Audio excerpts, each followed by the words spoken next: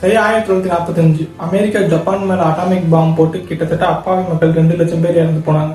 அதுக்கு காரணம் இருக்க அட்டாமிக் பாம்பை பத்தி இன்ட்ரெஸ்டிங் இன்ஃபர்மேஷன் தெரிஞ்சுக்கணும்னு நினைச்சீங்கன்னா இந்த வீடியோ ஃபுல்லா பாருங்க. 100 இன்ட்ரெஸ்டிங் இன்வென்ஷன் டே 4 இந்த மாதிரி இன்ட்ரெஸ்டிங் இன்வென்ஷன்ஸ் பத்தி தெரிஞ்சுக்கிறதுக்கு நம்ம பேஜை ஃபாலோ பண்ணிக்காங்க.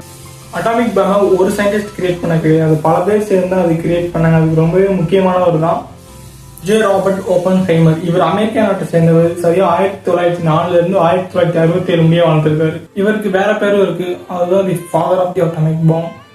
த்ரோட் கேன்சர் இறந்து போனார். ஆகஸ்ட் 6 1945 ஹிரோஷிமால லிட்டில் பாய் அப்படிங்கிற யுரேனியம் பாம்பு போட்டாங்க. அதனால மட்டுமே கிட்டத்தட்ட 1,40,000 பேர் இறந்து போனாங்க.